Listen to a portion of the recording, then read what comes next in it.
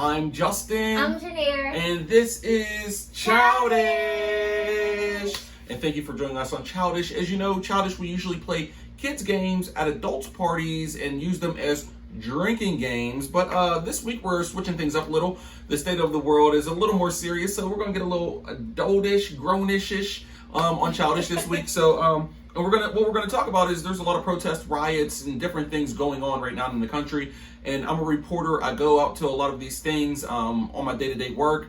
And Janair came out with me this weekend to my day at work on Sunday, and we're gonna talk about how that was for her, seeing a day in the life of what it's like when I cover a protest, a riot, or a looting situation. So Janair, we started off our day by going and seeing, hearing spiritual leaders and politicians speak, and then we went up to the Port Richmond section of the city where there were some looting and vandalism. What did you see when you got out of the car there?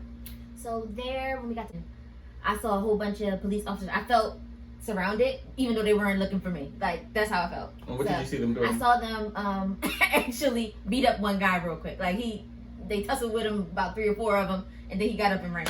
I'm not sure what he was doing, so. And then we saw an armored vehicle drive down the street, and after that, we went to West Philadelphia. What was it like? What did you see whenever we got to the scene in West Philadelphia, and how did that make you feel?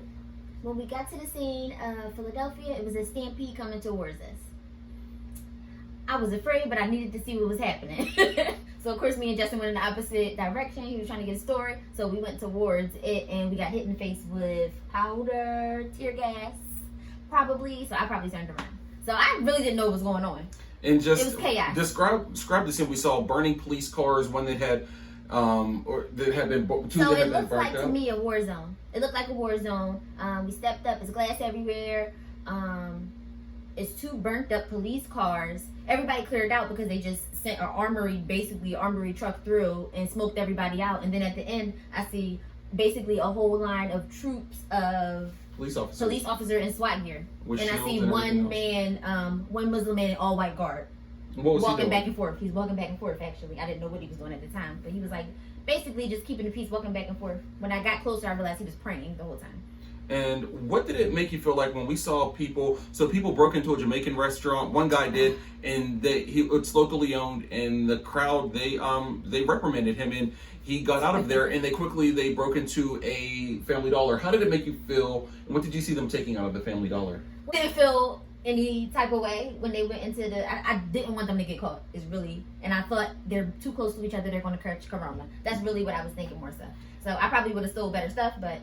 But as we were talking about, is we saw them stealing, and you're saying I just stole the essential stuff. I'm like, what are stealing fans? Yeah, and for some people don't have air conditioning and things like that, and it's summer, and so they were we saw people taking diapers and essential supplies and things like that they may need too, and so we saw that. And I think a moment that stuck out to both of us too was we saw a young woman, Jasmine, who was in tears at one point because she came there to protest. And she was sad about what she saw going on in her neighborhood and saying, we have to live here, we have to deal with this. And tell me, how did it feel to see her as she stood by herself and held her fist up to the police? So I was upset for her, and I wanted to make sure that she was okay, actually, the whole time. So actually I went closer because I needed to be closer to her to make sure that she was okay. Justin interviewed her, but I wanted to go closer to her to make sure she was okay. And I stood a little bit behind because I was a reporter that day. And she held her fist up in front of the police officer. So at one point she held them at bay, her and the Muslim guy. He was praying, and she was just there with her fist up. And she stood for about a half an hour, and it was really just it was a powerful image, and it's one that I see a lot of stuff, and I forget a lot of stuff on this job. But this is one that's going to stick with me. That image of her, just one black woman standing alone against this crowd of dozens of police officers, is something that's going to stick with me for a long time. And lastly, I want to ask you, how did you feel at the end of the day? We're back in the car after we're seeing people getting shot with rubber bullets and neighbors yelling at the white people to get out of their neighborhood because they don't know them there and they think they're up to mischief. How did you feel? I got pepper spray, we got tear gas. I said, oh, this was an interesting day, exciting. We didn't basically know what was going to happen from story to story. So that was kind of interesting, but I really went to see what was happening in the world. I'm not one for protesting, but I feel like I can help in other ways. Maybe things that prevent us before someone gets killed. I'm more into preventative things. So the only time that I was concerned is when people, it was a couple people throwing stuff at the police as they were coming towards, and I really didn't care if they hit the police because they had on. I didn't want Jasmine to get hit, so that was my only concern. I was like, is Jasmine okay? I was kind of checking on her the whole time as the police officers were moving down the block.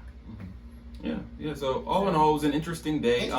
Wasn't my first protest. Wasn't my first thing. And was it your first tear gas then? That was my first time being tear gassed. And when I saw the officer pointing at me coming out of the car and pointing the thing at me, and it whizzed past me. So that was a first. But it was a crazy day, and I'm sure we're gonna have a few more of them throughout this summer. But thank you guys for joining us for a little more of a grownish version of Childish this week. We'll be back to our normal format next week, but thank you for listening, and hopefully you got something out of it. And once again, I'm Justin. I'm Janaire. And this is Childish.